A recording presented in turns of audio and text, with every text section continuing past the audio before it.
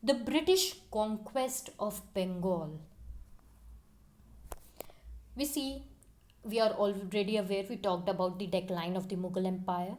After the death of Aurangzeb, the successive rulers, they were very weak, inefficient, incompetent. They could not manage the Mughal Empire. They could not, they were not shrewd enough to carry out the administration.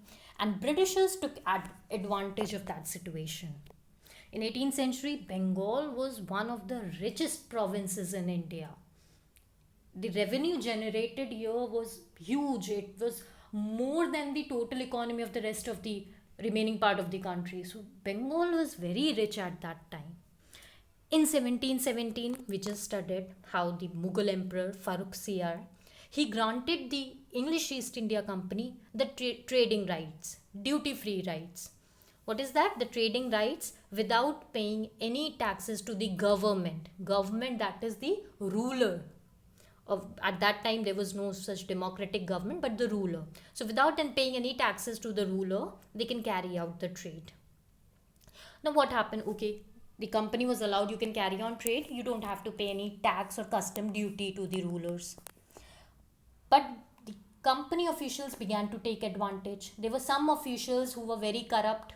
They began carrying out illegal trade privately without paying custom duties.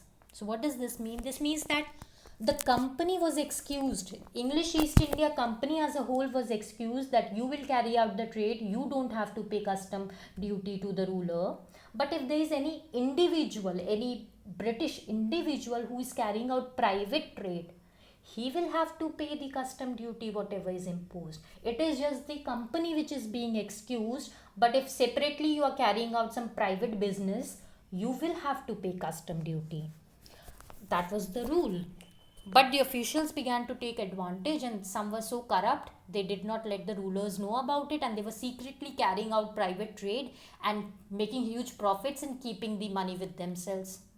Ideally they should have been, paying the custom duty to the ruler. The ruler would have got revenue, got taxes, and that would have helped the ruler.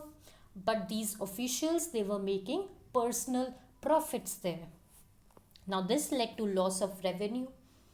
Again, this is huge loss of revenue. One, they have excused the, English East India Company to not pay the revenue. Now if all the officials separately also begin to carry out this duty free, custom free, duty free trade and making profits, then that is a huge loss of revenue.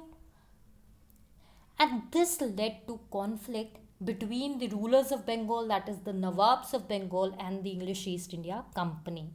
Just like we had the Nawabs of Lucknow, there also the rulers of Bengal, the independent rulers of Bengal, they were known as the Nawabs of Bengal.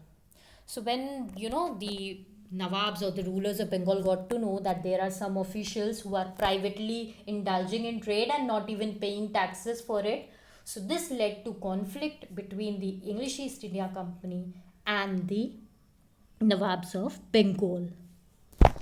Murshid Quli Khan, Shujauddin, and Alivardi Khan.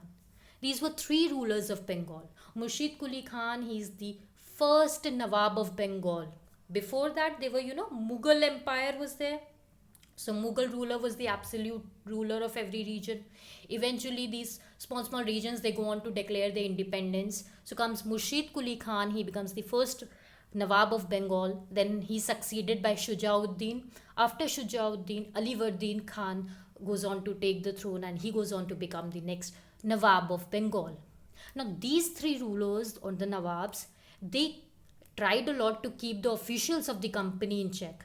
They imposed many restrictions on the company and did not let them, to expand much. They kept the English East India Company in their control.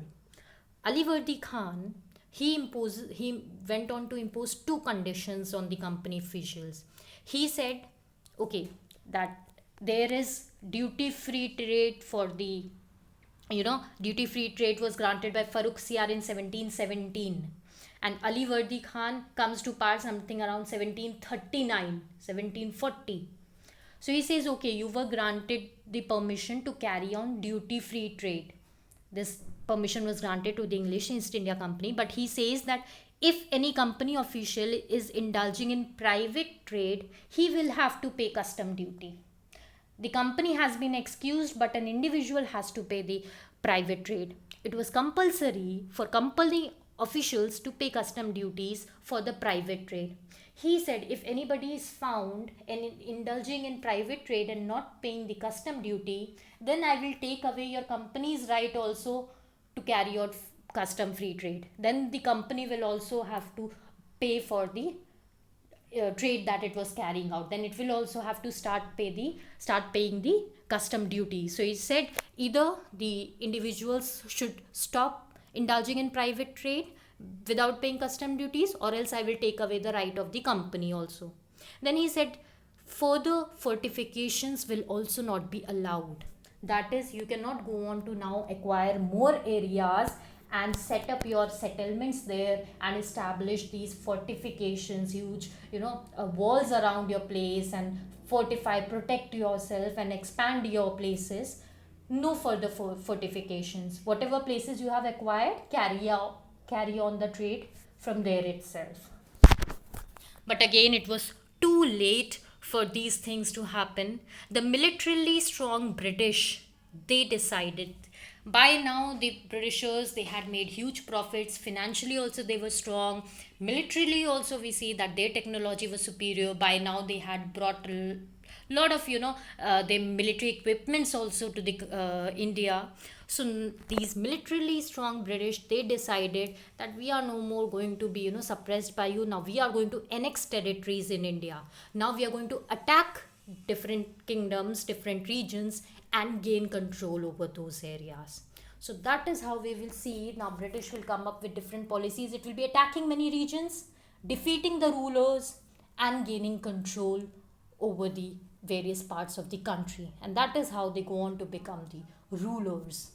So now next class we'll be studying the Battle of Plassey, and then we'll be talking about Battle of Buxar, how British goes on to gain control of Bengal, Bihar, UP, all these regions, how they go on to expand their empire.